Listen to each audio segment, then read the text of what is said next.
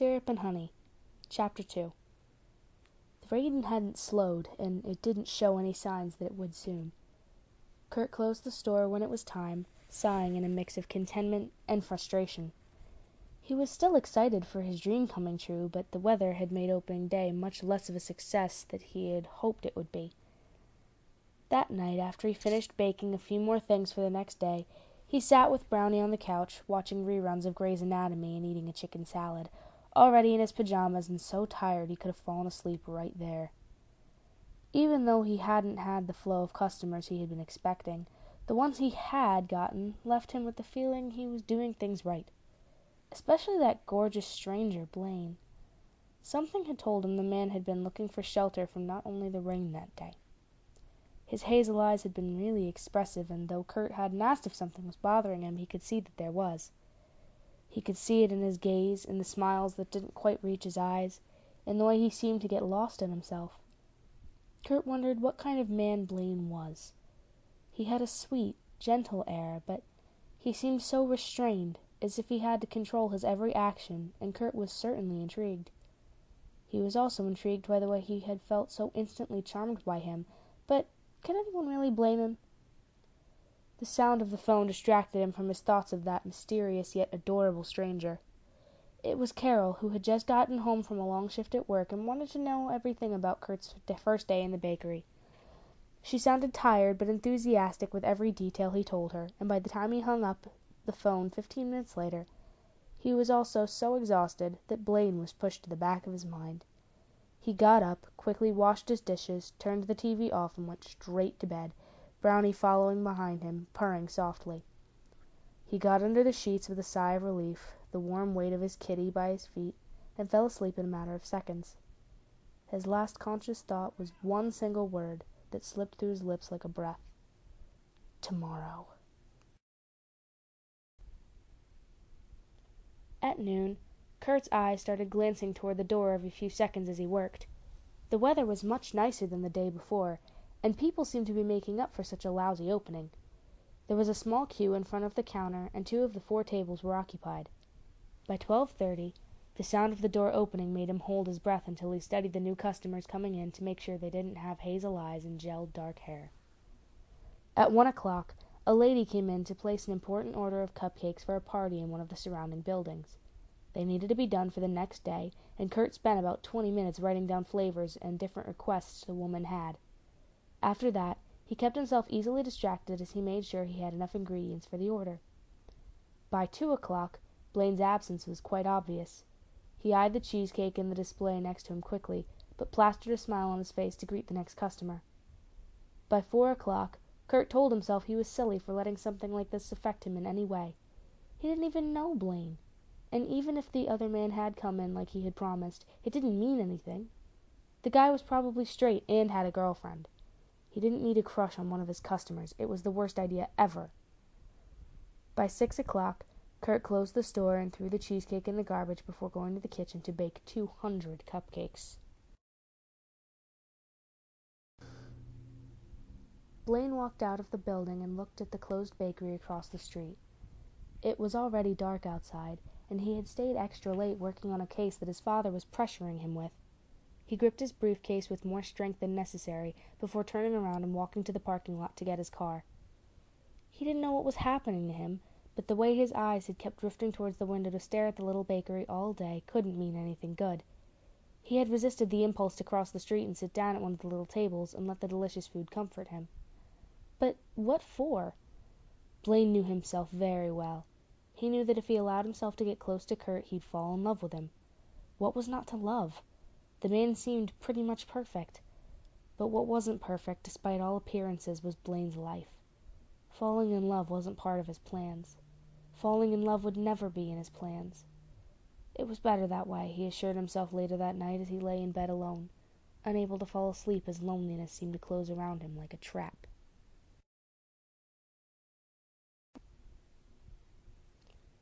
Autumn leaves started decorating Columbus's streets with their shades of ochre, and Kurt kept a smile on his face as he swept them off the door of the bakery every morning.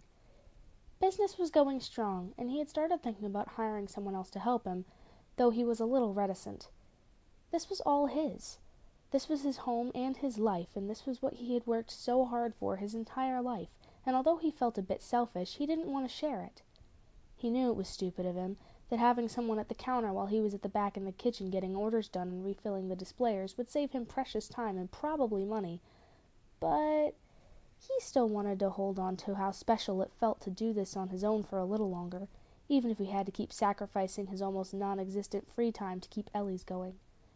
Kurt stayed up till late every night baking for the next day and woke up really early to be ready to receive customers.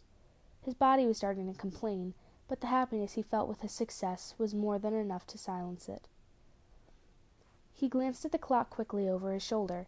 He had a delivery to make in 15 minutes, so he would need to close the store for a little bit. Luckily, it was in one of the buildings across the street, so it shouldn't take him more than 5 minutes. He usually didn't offer delivery services, but the woman who had come to place the order was really demanding and seemed to doubt he would get the cake she ordered there on time and in the right place, and Kurt Hummel rarely let an opportunity to show people how wrong they were pass.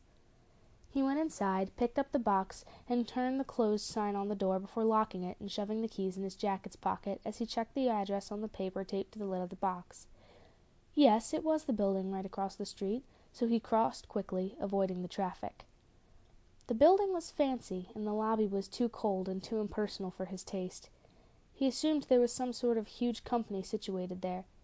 2 security guards were sitting at a desk, controlling the people coming in and going out. Kurt looked towards them to announce himself. "Hi, I'm here to make a delivery at—" He checked the note again. "Anderson and Wallace?" "Name?" asked one of the security guards, evidently bored. "Kurt Hummel, from Ellie's Bakery," Kurt answered. "I'm supposed to deliver this to Mrs. Collins." Without saying anything to him, the man picked up a phone and dialed a number. "Yes, this is security. Can you transfer me to Miss Collins?" They waited as the call was transferred. "Miss Collins, this is Bill from security. There's a man here with a delivery for you from Ellie's Bakery." They exchanged a few more words and then he hung up. "You can go up, 12th floor. Ask for Miss Collins once you're there." He handed Kurt a magnetic card so he could pass through to the elevators. Kurt hummed along with the monotonous elevator music as he watched the digital numbers above the door slowly change. When it stopped at the 12th floor, he got out and looked around. He immediately found a desk with a receptionist who was speaking on the phone, so he patiently waited until she was done. Kurt smiled at her. "Hi, I'm here with a delivery from Miss Collins." "You'll find her at the end of this hallway. She's Mr. Anderson's secretary." The woman directed Kurt to the left. "Thanks!" Kurt turned and walked past numerous elegant offices.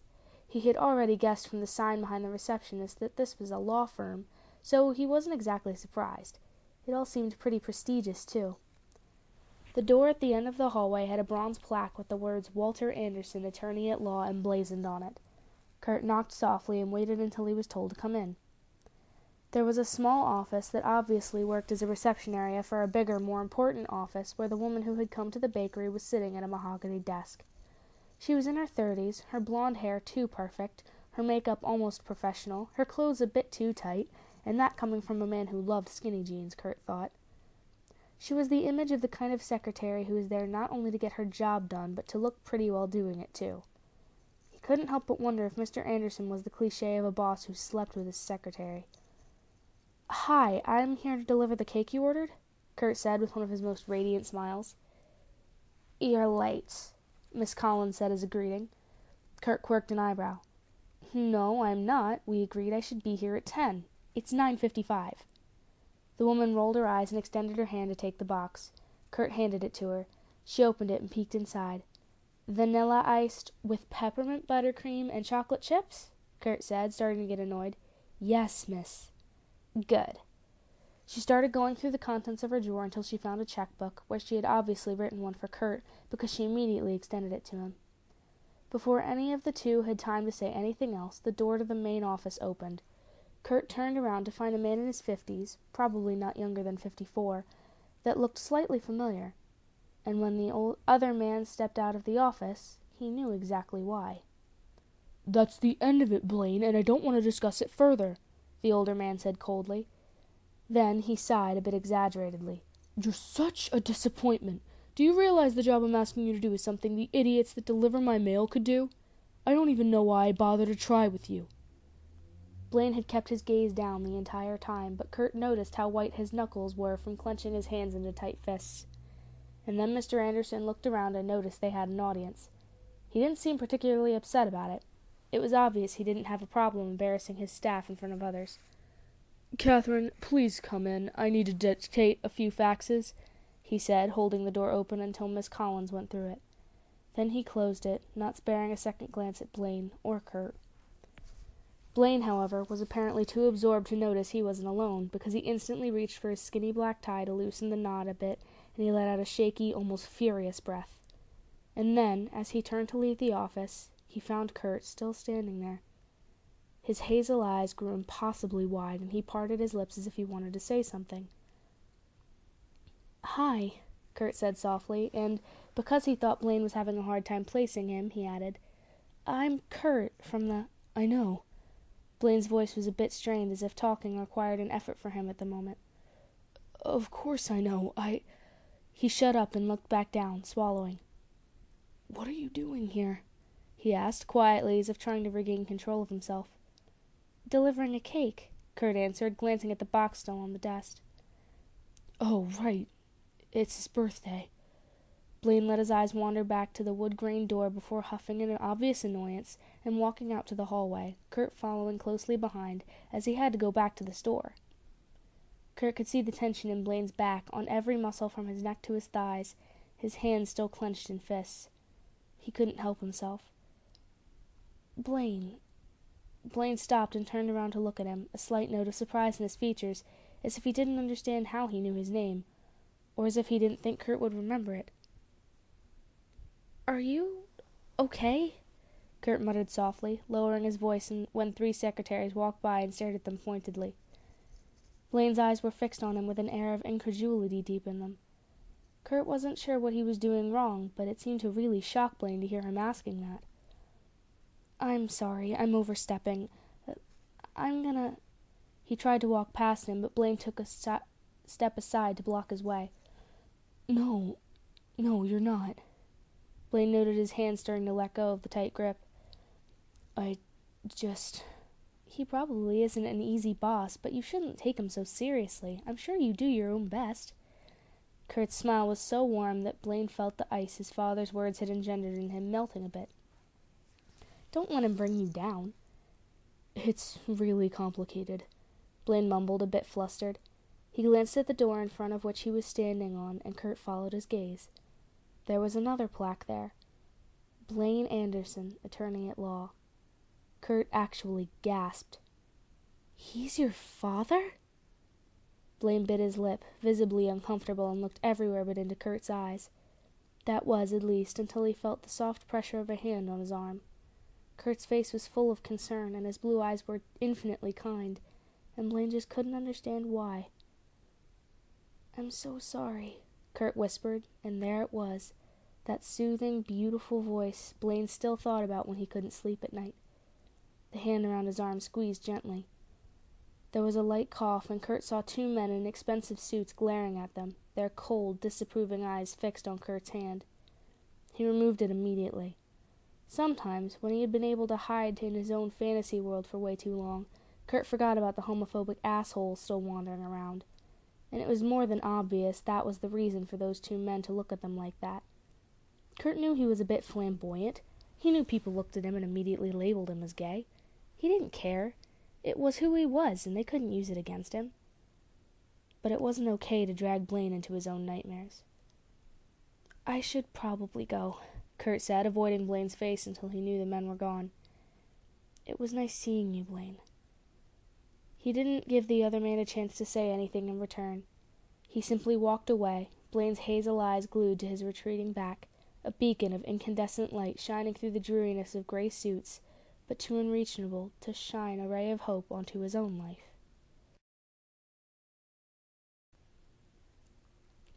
Blaine left the office as soon as he could that day. He felt suffocated, and he had been acting like a robot the whole day, pasting a smile on his lips every time someone patted him on the shoulder and told him, "If you're half the man your father is when you get to his age, you can consider yourself lucky." He wasn't so sure about that.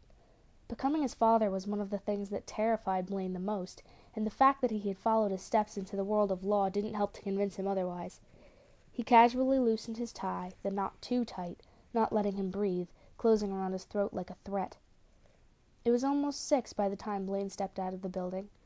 The sky was darkened with clouds announcing imminent rain, and his eyes instantly drifted towards the cute, cozy little store across the street. It was still open. 2 girls in school uniforms were leaving the bakery at that moment, both carrying little brown paper bags and cups of coffee and chatting animatedly. Blaine had been avoiding this. He had told himself he couldn't go back in there. He couldn't allow himself to find a place, a person, that made him feel he was finding sanctuary. He couldn't stay there permanently, and the cold, raw world would only look worse when he had to leave it. Still, his feet seemed completely disconnected from his brain, because before he knew it, he was crossing the street, briefcase bumping against his thigh, dodging a car that honked furiously at him. He stopped in front of the glass doors and looked inside. Kurt had his back to the front of the store and seemed to be piling empty trays that had previously had cupcakes on them. He then disappeared into the kitchen. Blaine took a deep breath and went inside before he had time to change his mind. He could hear Kurt's melodious voice humming from the other side of the wall as he slowly approached the counter. And Kurt must have heard him come in, because he interrupted the song for a few seconds to say, "I'll be right there." Blaine paced around the bakery as he waited, and saw Kurt had put up a board with pictures pinned to it that wasn't there before. He moved closer to take a look at them, and he couldn't hold back a smile when the first thing he saw was what was unmistakably a young Kurt wearing grease-stained overalls as he sat on a man's lap, looking extremely happy. That man could only be his dad, Blaine assumed, as he studied the way they both leaned into each other, warmth in their eyes. Kurt had been an adorable kid, he had to admit, as his eyes darted to another picture where he couldn't be more than 5 years old. He was wearing a gray shirt with a red bow tie, his hair perfectly brushed, as he sat at a tiny wooden table with a tea set and 4 plastic cupcakes on it. Across from him, sitting on one of the ridiculously small chairs, was a woman. Just one look at her told Blaine that she had to be Kurt's mom. They had the same eyes, the same smile even. The same happiness that he had sensed in the previous picture was there too, as if little Kurt couldn't imagine his life any better than it was.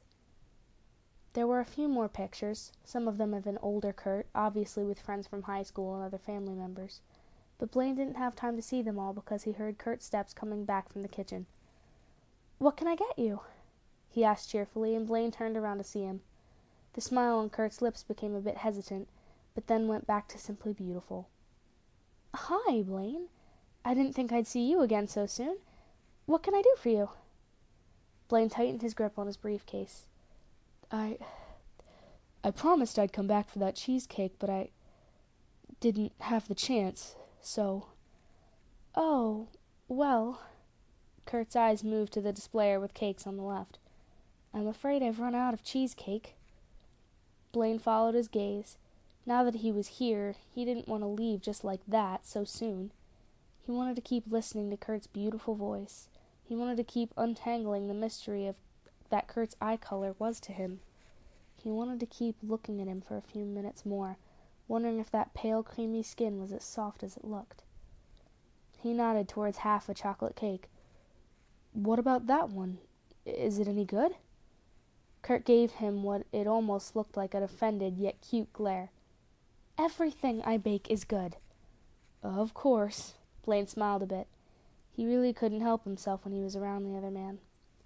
"That's my Rachel cake. It's vegan," Kurt said as he walked to the displayer. "I like to create desserts based on my friends or family. She always complained there were not enough chocolate cakes for vegans, so here it is." "I was never a fan of vegan cuisine, but I could try it out," Blaine muttered. "And that is actually really nice of you, naming desserts after the people you love." "Except for my brother. I have a sandwich named after him," Kurt answered with a smirk. "And I think I can find something more suitable to your tastes." Blaine didn't say anything as Kurt carefully studied the contents of the 2 displayers in the store. Blaine still had no idea what he was doing there, or what he was looking for, or what he was expecting to happen. He only knew he had a terrible day, and that 1 second of Kurt smiling at him could make everything better. And he really didn't want to go home feeling bitter, desperate, and... Had he mentioned bitter? Here! Kurt came back to the counter carrying a red velvet cake with chocolate frosting. "I think you'd like this one." "Does it have a name, too?" Blaine asked curiously, leaning against the counter to take a better look. "No, I found this one in a recipe book," Kurt explained as he cut a piece. He looked hesitant for the second time. Would you like it to go, or do you mind if I have it here?" Blaine said, scratching the back of his neck uncomfortably. "Not at all."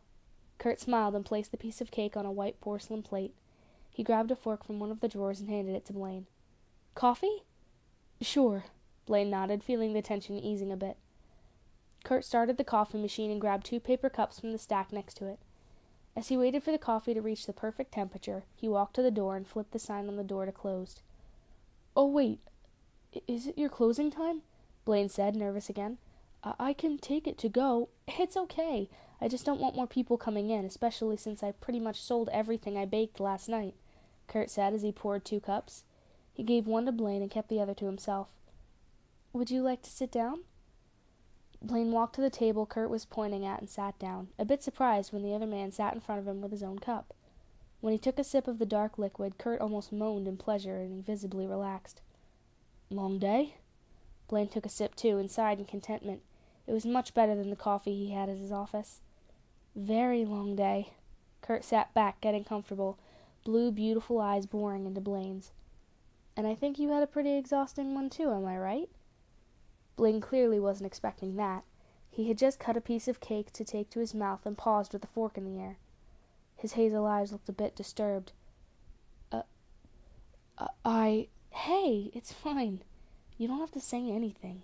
It's just that it really seems you need to talk to someone." Kurt shrugged. "Most people are eager to get home after a rough day at work, but for some reason you're here, at a closed bakery, having coffee with a stranger." "You're not a stranger, you're Kurt," he replied before he could stop himself. And then he realized what he said. I mean, we've only seen each other twice, but we know each other's names, so I think... No, maybe we're not strangers anymore," Kurt conceded thoughtfully. Blaine remained silent for a few seconds, and to gain more time he took a bite of cake. When the spongy red velvet and almost orgasmic chocolate touched his tongue, he had to use all of his self-control not to moan loudly. "Oh my God, this is the most delicious thing I've ever eaten." Kurt's grin was warm, almost bordering on loving, as he watched Blaine take a second bite. "I'm glad you like it." "I'm going to take the rest of that cake home." Blaine used his fork to point at the cake still on the counter where Kurt had left it after cutting his piece. "Okay, it's yours then," Kurt said, amused. Kurt finished his coffee as he watched Blaine practically devour the rest of the cake on his plate, both men not saying another word. But when the cake was gone, Blaine cupped his coffee between his hands, and the uneasy feeling he had been carrying around all day, fuck it, all his life, was too overwhelming to keep ignoring it. "I'm sorry you had to see that scene between me and my father today," he said, eyes glued to his cup, unable to stare at Kurt as he spoke. "Don't be, it wasn't your fault," Kurt answered softly. "Still, I feel terrible you had to see it," Blaine continued, voice low and a bit embarrassed. Silence extended between them again, Blaine obviously without knowing what to say, as Kurt tried to find a way to comfort him. "Don't take what he says so seriously," he started, and Blaine's eyes immediately went up to meet his, leaving Kurt almost breathless at the intensity he found in them. "Oh, he makes sure I take everything he says seriously," Blaine laughed humorlessly. "Why do you work with him if he makes you feel like this?" Kurt asked curiously. Blaine wasn't sure how much he should say, but his heart needed some relief, so he sighed before answering. "The only relationship I have with my father right now is through work. If I resigned and looked for a job somewhere else, it would be like having no father at all. It may sound stupid, but he's my family. I don't want to lose him." "I don't want to be alone," a voice said in his head, but Blaine didn't speak those words aloud. "Have you ever talked to him? Told him how you feel?" Kurt tilted his head to the side, as if he was trying to find a new angle to the situation. The idea sounded so ridiculous that Blaine had to laugh bitterly again. "He's not exactly the kind of man who listens to what others have to say. He talks, he gives orders, and he expects the rest of the world to be the ones listening and obliging." Kurt made an effort to imagine what it would have been like to have a father like that, but the image of Bert, always so kind, so generous, so eager to help his son in any way he could, didn't allow him to. He could only guess how bad it must have been for the other man, and he felt a pinch of pain in his heart for him. "Oh, Blaine," he whispered, and without really thinking, he reached across the table and took his hand. Blaine stopped breathing, staring at their intertwined fingers, until Kurt came back to his senses and pulled back, horrified with himself. "Oh, God, I'm sorry. That was inappropriate." Blaine's skin was tingling where Kurt's hand had touched him. He was soft. He swallowed with some difficulty, marveling at the numerous emotions that one simple touch Kurt had elicited on him. It was scary, Blaine thought. He hadn't felt anything like that for a long time. He forced himself to smile at Kurt, who seemed to be seriously beating himself up for holding his hand. "It's okay, really. I don't mind at all." "I loved it." "I still apologize. I don't know what's wrong with me. I've never been a touchy-feely person, and this is the second time I've done that today." Kurt blushed, remembering how he had grabbed his arm earlier that day. "I hope those men looked at us when I hope I didn't—" "Oh." Blaine's eyes had sad sparks in them now. "Don't worry about it. I'm used to it." "Used to it?" Kurt quirked an eyebrow. "What do you mean?" Blaine doubted. Should he be honest with Kurt? What would he say if he told him the truth? Blaine hadn't really said the words in a very long time, and he felt them oppressing his heart, as if they were forming a cage around it. He just wanted to break free. "I'm gay." Blaine blinked, and that was all the response Blaine got from him. Everyone knows at the office, so that's why they looked at us like that," Blaine explained without really knowing why he kept talking. "They all think I have some sort of contagious disease. I'm sorry you had to go through it, that they made you feel uncomfortable." "I'm gay too," Kurt blurted out, apparently coming out of the trance Blaine's confession had put him in. "Oh." They looked at each other, silent, not knowing what exactly was happening. And then Kurt started laughing. It was a clear, beautiful laugh that warmed Blaine all over. "Why are you laughing?" Blaine asked, a huge smile spreading on his lips as he looked at the flustered, gorgeous Kurt in front of him. "I don't know," Kurt admitted, straightening up and wiping some tears from his eyes as he tried to catch his breath. I'm sorry. I shouldn't laugh." Blaine was amazed. Kurt seriously was the most interesting man he had ever met. "You know, this is the first time someone laughed at me when I came out to them." "Oh, no, I'm not laughing at you," Kurt muttered, biting his lip. "This whole situation seemed so tense, like we were confessing our sins or something. It was so silly." "Well, my mother would probably say we were." Blaine rolled his eyes. Kurt stopped laughing instantly. His expression was concerned. "Are you saying your mother doesn't accept the fact that you're gay?" "No." Blaine sounded confused. "Why would she?" Kurt's eyes widened. "You think it's okay that your mother doesn't like who you are? Isn't that some sort of rule?" Blaine shrugged, feeling really awkward. "No," Kurt replied, horrified. "Oh my God, Blaine, do you honestly believe that?" Blaine avoided his eyes. I should go." No, wait." Kurt reached out again to take his hand and was relieved when Blaine didn't pull back immediately. "I'm sorry if I'm making you feel uncomfortable. I don't understand." "Are you trying to tell me that your parents are okay with you being gay?" Blaine asked with a tone that indicated he couldn't believe such a thing.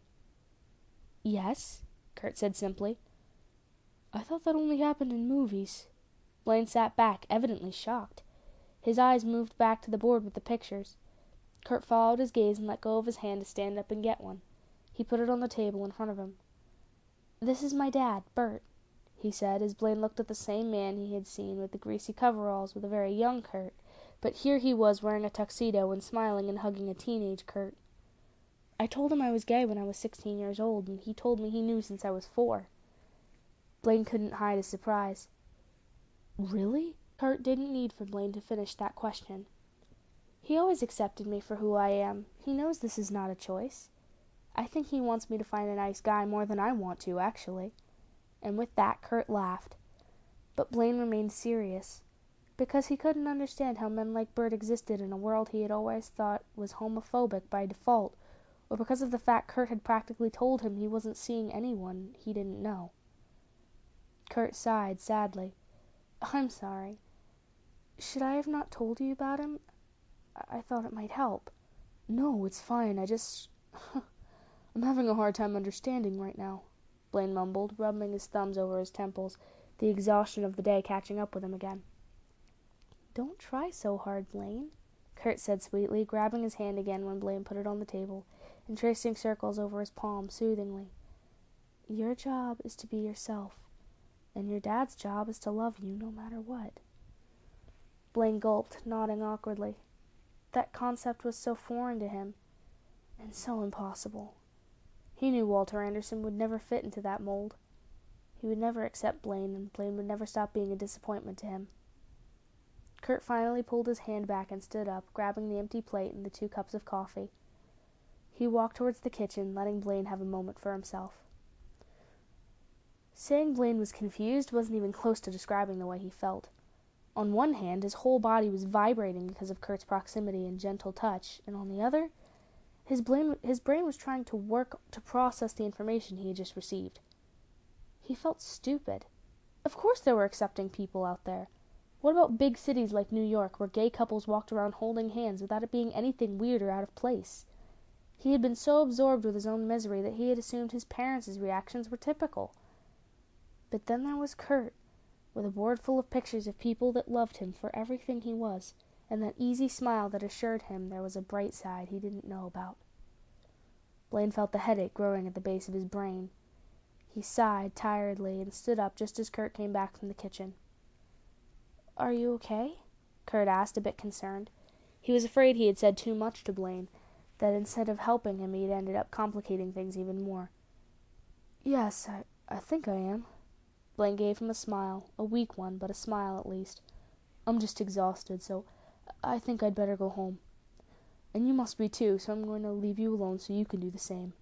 "Oh, I live upstairs, so I'm already home." Kurt leaned against the counter, grinning comfortingly. "I hope I didn't, make things worse for you." "No, you're amazing," Blaine said, without realizing what was coming out of his mouth until he saw the light blush on Kurt's cheeks and felt a blush of his own taking over his face. He gaped like a fish out of water and finally decided to just tell the truth. "Well, yeah, you are." Kurt giggled, looking down at the counter, avoiding Blaine's eyes. "Thank you." "I'm the one who should say that." Blaine took a step forward to get closer to him. "Kurt, I can't remember the last time someone talked to me like that. I can't remember the last time I felt like I didn't have to hide from everyone." "You don't have to hide with me, I understand, Kurt's eyes were now fixed on Blaine's. "We may have had different experiences, but I still know how you feel. And I hope you come back if you need to talk to someone." "Oh, I'm definitely coming back." Blaine grinned, and then more seriously he added, "For real this time." Kurt nodded, and they just stared at each other for a moment before Blaine pulled his wallet out of his pocket to pay. No. Kurt pushed his hand away when Blaine extended the money. "Today's on me." "Kurt, I can't accept that," Blaine said immediately. "Please, let me—" "That's what friends are for," he said quietly, but firmly, and Blaine felt his heart jumping inside of his chest. "You'll pay next time you come by." Blaine didn't feel right leaving without paying. "You won't convince me to take your money," Kurt sang in a way that Blaine felt utterly adorable. "Now go home, relax, and try not to think too hard, okay? I can already hear the gears inside your head turning." Blaine laughed a little more sincerely this time and reached out for Kurt's hand, giving it a squeeze. "Thank you." "You're welcome." Kurt squeezed back. Kurt walked him to the door. They exchanged awkward goodbyes, and then Blaine stepped outside. The air had changed, and it was obvious it was going to rain soon. Blaine crossed the street towards the parking lot, and before entering, he turned around back to the bakery. Kurt was still standing there, arms crossed over his chest and a sweet smile on his perfect face.